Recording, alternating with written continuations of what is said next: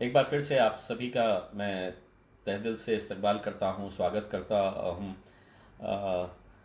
धीरे धीरे हम उस दिन के करीब आ रहे हैं कि जब टोटल लॉकडाउन ख़त्म हो जाएगा और हम भी बाहर निकल पाएंगे, लेकिन उसके लिए अभी कुछ दिन और इंतज़ार हमें करना है। मैं आज यहाँ पर आप लोगों से एक बार फिर से संबोधित करने का, बातचीत करने का इस वजह से फ़ैसला लिया है कि कुछ नए कानून आए हैं। जैसा कि पहले सरकार ने ये फैसला किया था कि जितने भी माइग्रेंट्स हैं या वो लोग जो औरंगाबाद में फंसे हुए हैं और उन्हें अपने अपने गांव जाना है, अपने ज़िले जाना है, अपने शहर जाना है या महाराष्ट्र के बाहर जाना है, उन सब के लिए कंपलसरी किया गया था कि वो मेडिकल सर्टिफिकेट हासिल करे किसी भी डॉक्टर से, और वो डॉक्टर ने ये प्रेस्क्राइब करे कि इन्हें कोई भी ऐसे सिम्टम्स नहीं है जिससे वो ट्रैवल नहीं कर सकते हैं। आज गवर्नमेंट ने उसके अंदर कुछ रेक्टिफाई किया है, उसे इम्प्रूव किया है, और उस गाइडलाइंस के तहत अब आज के बाद जितने भी लोग ट्रैवल करना चाह रहे हैं, औरंगाबाद के बाहर जाना चाह रहे हैं, उन्हें मेडिकल सर्टिफिकेट हासिल करने की ज़रूरत नहीं है। यानी कि अगर बहुत बड़ा ग्रुप अगर कल कोई ट्रेन से जा रहा है, इन सबको वहाँ पर महानगर पालिका के डॉक्टर्स या गवर्नमेंट के जो भी डॉक्टर्स की टीम रहेगी, वहाँ पर वो लोग उन्हें उनके टेम्परेचर चेक कर लेंगे और सभी का एक लिस्ट तैयार करके दे दी जाएगी कि इनमें से जितने भी लोग ये टेस्ट किए गए हैं वो कोई भी कोविड-19 या इन्हें किसी भी तरह का कोई सिम्टम नहीं है। तो अभी तक जो डॉक्टर्स के पास जो रश देखने को मिल रहा था वो अब कल से पूरी तरह से ख़त्म हो जाएगा। लेकिन जो माइग्रेंट्स है दूसरे राज्यों के, विशेषकर बिहार के, उत्तर प्रदेश के, झारखंड के, पश्चिम बंगाल के, इन लोगों को अपने डॉक्यूमेंट्स सबमिट करना ज़रूरी है, क्योंकि आप लोगों के लिए जो ट्रेन का इंतज़ाम किया जा रहा है वो पूरी लिस्ट तैयार करके हमें जिलाधिकारी दफ्तर के अंदर सौंपना है, तो वो काम हमारा जारी रहेगा। जब ये नोटिफिकेशन आया था तो एक दिक्कत लोगों के सामने ये आई थी कि गवर्नमेंट ने तो कह दिया था कि नोटिफिकेशन के जरिए कि जिन जिन लोगों को जाने का है, उन्होंने अपना वेबसाइट दे दिया था कि इस वेबसाइट के ऊपर आप ऑनलाइन अप्लाई कर दीजिएगा, आपका आधार कार्ड उसको अटैच कर दीजिएगा और मेडिकल सर्टिफिकेट। अब इनिशियली बड़ी दिक्कतें ये आई कि कई जगह से हमें डॉक्टर्स के सर्टिफिकेट नहीं मिल रहे थे। हमने पर्सनली बहुत सारे डॉक्टर्स को रिक्वेस्ट किया, और जब लोगों की दिक्कतें हमें समझ में आई तो मैंने खुद ने अपने ऑफिस के ऊपर दिल्ली गेट के ऊपर एक हेल्प डेस्क स्टार्ट किया। एक सुविधा केंद्र एक तौर से था इन लोगों के लिए जिनके पास कोई स्मार्टफोन नहीं है, जो ऑनलाइन किस तरह से फॉर्म भरना है ये जानते नहीं थे, मेडिकल सर्टिफिकेट कहाँ से लाना है इनके लिए बड़ी दिक्कत हो रही थी। तो एक हमने हेल्प डेस्क तैयार किया।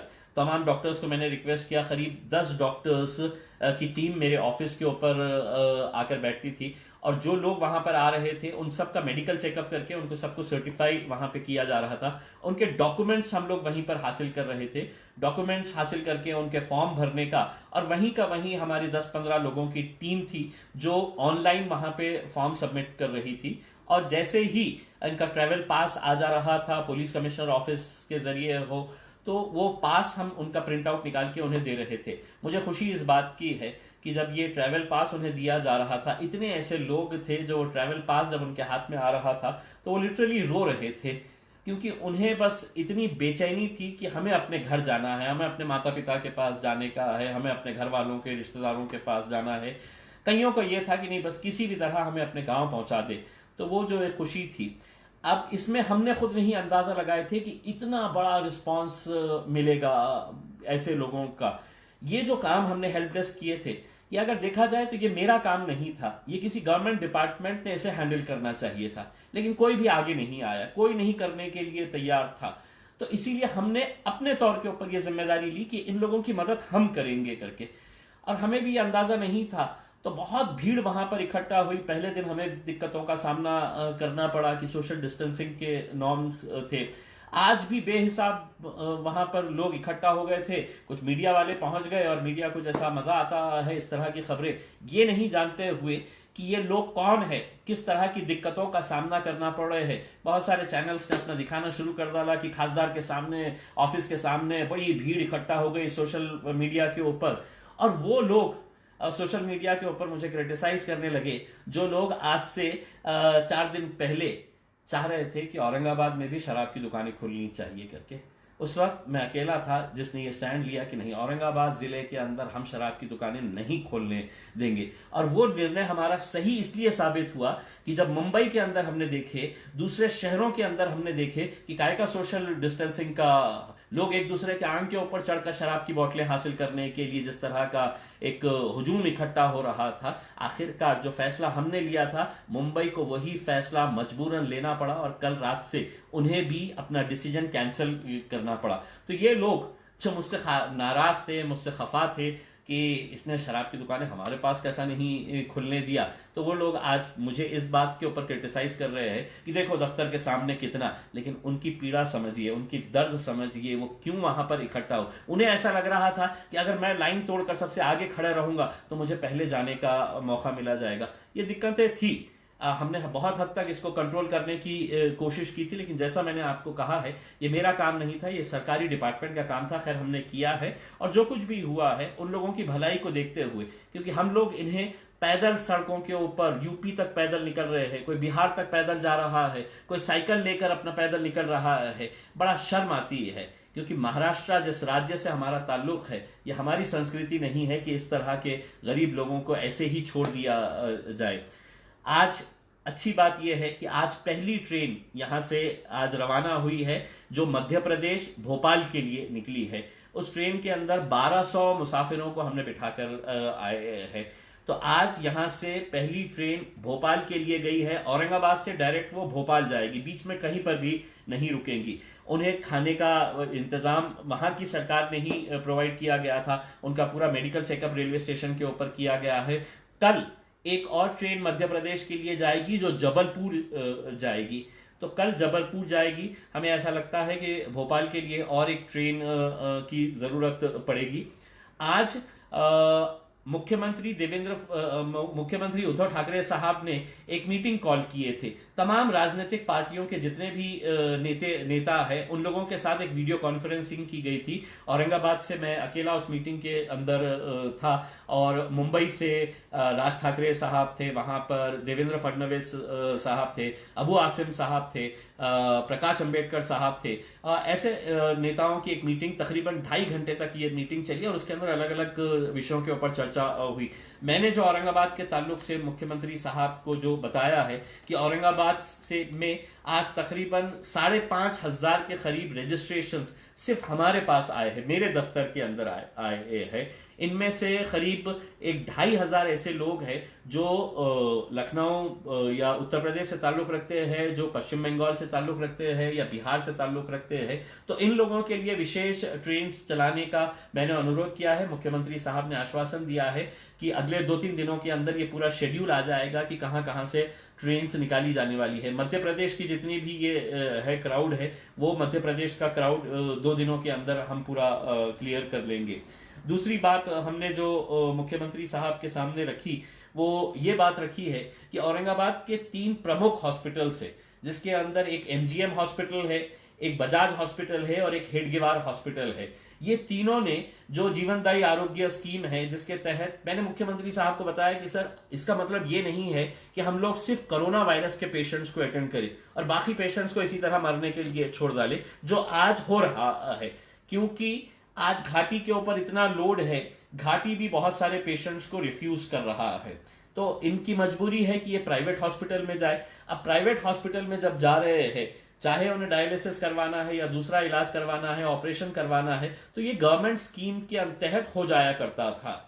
लेकिन ये 3 हॉस्पिटल्स है जिन्होंने अपना रिन्यूअल कराया नहीं है, क्योंकि उनके कुछ इश्यूज है गवर्नमेंट के साथ कि उनका कहना है कि हमको ये पड़ता नहीं है, अब रेट्स बहुत महंगे हो गए हैं, तो हम अपना रिन्यूअल नहीं करवा रहे हैं। जो मेरे हिसाब से ऐसे वक्त के ऊपर बहुत गलत डिसीजन ये तीनों हॉस्पिटल ने लिया है। मैं ये तीनों को अनुरोध करूंगा कि ऐसे वक्त के अंदर आप इसका कमर्शियलाइजेशन मत करिएगा, इसका कमर्शियल एस्पेक्ट मत देखिएगा। पैसा कभी भी आएगा, आपको जो भी भरपाई होगी वो किया जाएगा। तो मैंने मुख्यमंत्री साहब से कहा है कि ये तीनों हॉस्पिटल्स को आप इमीडिएट अपने सेक्रेटरी के जरिए ये आदेश करिएगा कि इनका जो भी इशू है इसको सेटल करिएगा, ताकि दूसरे जो पेशेंट्स हैं उन्हें दर दर भटकने की नौबत ना आए। कई पेशेंट्स मुझे फोन करते हैं कि सर हमें ऑपरेशन करना है, लेकिन हॉस्पिटल कह रहा है कि इतने हजार रुपया आपको लगेंगे ये ऑपरेशन करने के लिए। तो ये मुद्दे के ताल्लुक से हमने मुख्यमंत्री साहब को हमने बताए हैं। दूसरा ये है कि मैंने मुख्यमंत्री साहब को ये बताया है कि महानगर पालिका ने फायर ब्रिगेड के पास एक हॉस्पिटल बनाया है अपना, ऐसे समय के ऊपर 4 करोड़ रुपया उसके ऊपर वो तकरीबन खर्च कर रहे हैं, लेकिन हॉस्पिटल चलाया जाता है ना तो कॉरपोरेटर से, ना महापौर से, ना उप महापौर से, ना आमदार, ना खासदार। हॉस्पिटल अगर चलेगा तो मैन पावर से और डॉक्टर्स से। लेकिन देखिएगा कि कारोबार कैसा है कि यहां पर सीनियर फिजिशियन और सीनियर इंटेंसिविस्ट चाहिए, 10 पोस्ट की उन्होंने क्रिएट किया है। वहां पे पेपर में ऐड दिया गया है और उस पेपर के ऐड के अंदर ये बताया गया कि सीनियर फिजिशियन को हम 60,000 रुपये महीना पगार देंगे करके। अब सीनियर फिजिशियन जो एमडी होता है या सीनियर इंटेंसिविस्ट, वो 60,000 रुपये के अंदर आएगा क्या, ये एक सवाल है। वही पोस्ट के लिए मुंबई महानगर पालिका ने अपने मुंबई के अखबारों के अंदर ऐड निकाला है और वहां पर वो इसी पोस्ट के लिए 3,50,000 रुपये सैलरी दे रहे। दोनों ही एड्स मेरे पास मौजूद है और दोनों ही एड्स मैंने जिलाधिकारी को भी दिया, मैंने म्युनिसिपल कमिश्नर साहब को भी दिया और मैंने सीएम साहब को भी आज के दिन बताया कि सर अगर अपने को सिर्फ इंफ्रास्ट्रक्चर डेवलप करने का है कि हमने बिल्डिंग बना दी है, बेड्स ला लिए हैं, इक्विपमेंट्स लेके आ गए हैं, लेकिन डॉक्टर्स ही नहीं है, तो ये हॉस्पिटल चलेगा कैसा। मुख्यमंत्री साहब ने ये भी आश्वासन दिया है कि तुरंत इसके ऊपर भी कुछ ना कुछ फैसला किया जाएगा। अगर अच्छे डॉक्टर्स रहेंगे तो अच्छा अस्पताल भी चलेगा। अगर आप सस्ते में अगर मंगाएंगे तो आप देख लीजिएगा, आपको वो 10 की 10 पोस्ट मेरी जानकारी के हिसाब से खाली है, एक भी डॉक्टर ने उसके लिए अप्लाई नहीं किया है। आप अच्छा पैसा दीजिएगा, गवर्नमेंट आपको पैसा दे रही है, ऐसा नहीं है, करोड़ों रुपये का फंड आया हुआ है। अगर आप डॉक्टर्स को नहीं देंगे तो फिर ये इक्विपमेंट्स खरीदने का इंटरेस्ट जो रहता है तमाम महानगर पालिका के अंदर, तो आपको मालूम है कि सारे इक्विपमेंट्स ला लिए जाते हैं। तो ये मुद्दे के ऊपर भी चर्चा हुई और मैंने मुख्यमंत्री साहब को ये बात बताया है। दूसरा एक अहम मुद्दा ये है कि एक 3-4 दिन पहले बुड्डी लाइन इलाके के अंदर एक केस हुआ था कि जहां पर कुछ डिप्टी कलेक्टर रैंक के ऑफिसर्स वहां पर पीपीटी किट पूरा पहनकर वहां पर गए थे। व्हाइट यूनिफॉर्म आप देखेंगे जो यूजुअली डॉक्टर्स पहनते हैं, और स्मार्ट सिटी के कोई कर्मचारी है उनको साथ में लेकर गए बुड्डी लाइन के अंदर और ये कहा कि यहां पर पॉजिटिव केस है, हमको यहां पर ले जाना है। अब वहां के लोगों ने उसका विरोध किया और उन्होंने कहा कि हमको बताओ तो सही कि क्या है हमारे पास, आपके पास, कि आप ये बता रहे हैं कि ये पेशेंट पॉजिटिव है करके। उन्होंने कहा कि हमारे को किसी का फोन आया था कि यहाँ पर पेशेंट है और हम लेने के लिए आए हैं। मैं वहां के बुड्डी लाइन के जिन लोगों ने उसका विरोध किया है मैं उसका समर्थन करता हूं, क्योंकि मैंने बार बार पूरे प्रशासन को यह बात बताया है कि अगर आप किसी का मेडिकल टेस्ट कर रहे हैं, अगर आप मेरा मेडिकल टेस्ट कर रहे हैं, मेरा स्वैब ले रहे हैं, तो मुझे बताइएगा आप ये रिपोर्ट आई है आपकी कि इम्तियाज जलील साहब आप निगेटिव है या आप पॉजिटिव है। ये कोई नेशनल सीक्रेट नहीं है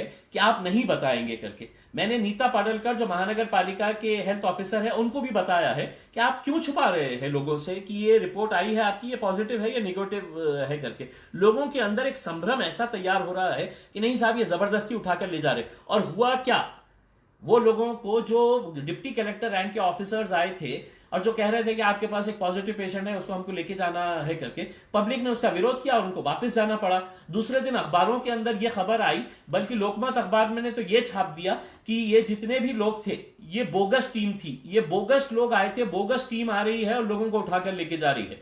अब आप सोचिएगा कि लोगों के अंदर कितना एक शक पैदा हो गया, कितना संभ्रम पैदा हो गया। इसके ताल्लुक से मैंने आज के दिन जिलाधिकारी साहब के साथ विशेष तौर के ऊपर चर्चा की। मैंने मुख्यमंत्री साहब को भी ये बताया है कि ऐसा नहीं होना चाहिए। अगर कोई पॉजिटिव केस आया है आप जाइए, एक टीम को भिजाइए, लोगों को समझाइएगा कि ये पॉजिटिव केस आया है, आपको ये एहतियात करना पड़ेगा। बहुत सारे लोग, मैं खुद जाकर, मैं सिविल हॉस्पिटल के अंदर पेशेंट से मिला, मैंने खिलरत के अंदर जाकर पेशेंट से मिला और उन लोगों से बात किया। उन लोगों का कहना यह है कि हमारे को तो कोई सिम्टम्स है ही नहीं, लेकिन हमको लाके क्वारंटाइन के अंदर डाल दिए हैं। देखिए, इसका एक बात मैं आपको बताना चाहता हूं जो डॉक्टर्स भी आपको बार बार बता रहे हैं कि बहुत सारे पेशेंट्स के अंदर अब सिम्टम्स नजर नहीं आते हैं, लेकिन फिर भी उसके बावजूद भी अगर उनका स्वैब लिया जाता है तो वो पॉजिटिव पाए जा रहे हैं। यानी कि मैं हट्टा कट्टा हूं, मुझे कुछ भी नहीं है, ना बुखार है, ना खांसी है, ना मुझे छींक आ रही है, ना मुझे जुकाम है, ऐसा कुछ भी सिम्टम नहीं है, लेकिन उसके बावजूद भी अगर ये वायरस मुझे अटैक किया है तो वो मेडिकल रिपोर्ट के अंदर आ जाता है कि ये पॉजिटिव है करके। तो कुछ लोग इसका जो विरोध कर रहे हैं कि साहब ये जबरदस्ती उठाकर लेके जा रहे हैं, मेरे हिसाब से इसके अंदर थोड़ा सा हमें एहतियात बरतने की जरूरत है। हमने 1.5 महीना निकाल लिए है, अगर और चंद दिन हम अच्छे तरीके से अगर निकाल लेते हैं तो मेरे हिसाब से हम इस जंग को लड़ सकते हैं। मैंने ये मुद्दा भी उनके पास मुख्यमंत्री साहब को बताया है कि साहब ये कोऑर्डिनेशन नहीं होने की वजह से हुआ है, क्योंकि अखबारों के अंदर जो आया कि ये बुडी लाइन के अंदर जो गए थे उसमें महानगर पालिका के अधिकारियों ने कहा कि नहीं हमने तो भिजाए नहीं थे।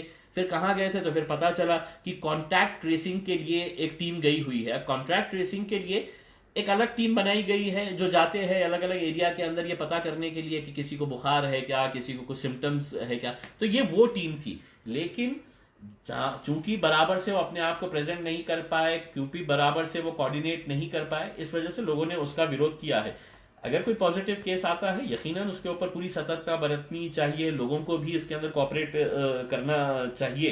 तो ये सब काम हो रहा है। मैंने खुद ने जब खिलारत के अंदर गया, तकरीबन 121 वहां पर पेशेंट्स थे जो जिन्हें पॉजिटिव बोल के रखा गया था। मैंने उन पेशेंट से खुद मैंने बात किया कि आपको दिक्कत क्या है, तो कई लोगों ने कहा कि सर थोड़ा सा खाने का मसला आ रहा है, खाना बराबर नहीं मिल रहा है। कुछ लोगों ने कहा कि सर रोज हमको मटर की सब्जी दोपहर में आ जाती है। तो मैंने फौरन है तो ये डिसीजन लिया कि हम गवर्नमेंट के पास शिकायत नहीं करेंगे। हमने तुरंत है तो ये निर्णय लिया कि पूरा खाना जो है हम हमारी टीम्स के जरिए यहाँ पर पहुंचाएंगे, और 2 दिन से तकरीबन 100 लोगों का खाना उस सेंटर के ऊपर वहां पर पहुंचाया जा रहा है।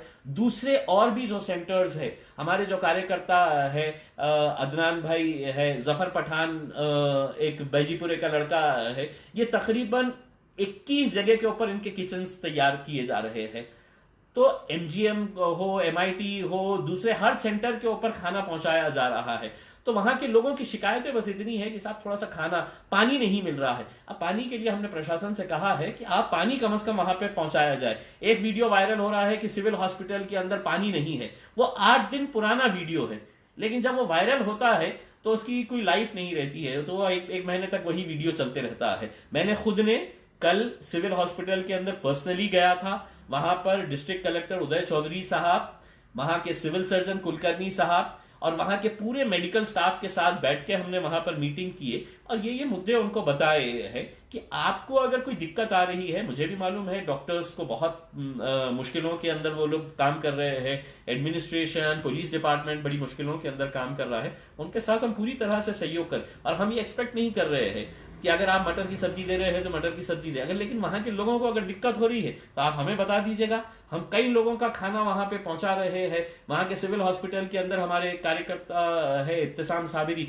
वो वहां पे खाने का इंतजाम करे हुए है। तो हम तमाम लोग जो है, जितनी भी टीम इसके अंदर काम कर रही है, वो इसके लिए पूरी तरह से आगे आएंगे और भी सहयोग करते रहेंगे। मैं सिर्फ जो उत्तर प्रदेश और बिहार को पैदल जाने वाले जितने भी लोग हैं उनसे ये अनुरोध करना चाहूंगा कि हमारी पूरी कोशिशें जारी है कि जल्द से जल्द आप लोगों के लिए ट्रेन का इंतजाम किया जाए। हमें बहुत खराब लगता है कि जब आप लोग पैदल ही अपने उत्तर प्रदेश के लिए 1400 किलोमीटर, 1500, 1600 किलोमीटर ऐसी तपती धूप के अंदर जब जा रहे हैं। कल जब वीडियो के ऊपर हमने देखा है कि मुंबई के अंदर एक 7 महीने की एक प्रेग्नेंट महिला औरत, वो तकरीबन 150 किलोमीटर ट्रैवल कर चुकी थी।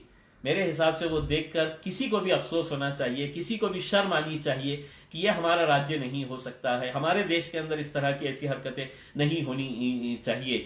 तो हमने जितने भी हमारी तरफ से कोशिशें हैं वो जारी है। लोगों को क्रिटिसाइज करना बहुत आसान होता है सोशल मीडिया के ऊपर। मैंने उन लोगों का भी क्रिटिसिज्म देखा है जो 3 दिन पहले तक कह रहे थे कि नहीं औरंगाबाद के अंदर शराब की दुकानें खुलनी चाहिए, बल्कि उनके नेता ने तो यहाँ तक कह दिया था कि पूरा महाराष्ट्र नहीं पूरे देश के अंदर शराब की दुकानें खुलनी चाहिए। शराब की दुकानें अगर खुलती तो उसका क्या असर होता है आप देख चुके हैं। वो भविष्यवाणी हम कर चुके थे, इसलिए हमने उसका विरोध किया था। आज भी हम आप लोगों से अपील करना चाह रहे हैं कि कैसे कई लोग हैं कि आज भी जिनके पास ट्रैवल पासेस मिल चुके हैं, जिन्हें नांदेड़ जाना है, जैसे परभनी जाना है, किसी हैदराबाद जाना है, किसी नागपुर जाना है, स्टूडेंट्स भी है इसमें बहुत सारे, वो कर्मचारी भी है। हमने लोगों से ये अपील किया था कि आप अपनी गाड़ियां हमें दीजिएगा। आप अपनी गाड़ियां अगर देंगे तो हम अपनी गाड़ियों के साथ वो लोगों को भी पहुंचाने का काम करेंगे। तकरीबन 12 गाड़ियां हमें अभी तक प्रोवाइड किए जा चुके हैं। ये 12 गाड़ियों का हम इस्तेमाल करके लोगों को अपने घरों तक पहुंचाने का काम कर रहे हैं।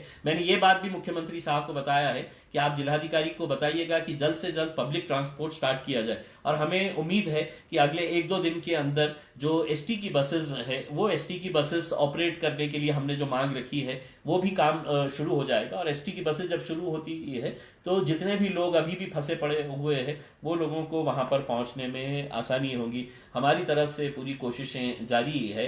क्रिटिसाइज, कंडेम, आलोचना करना बहुत आसान होता है।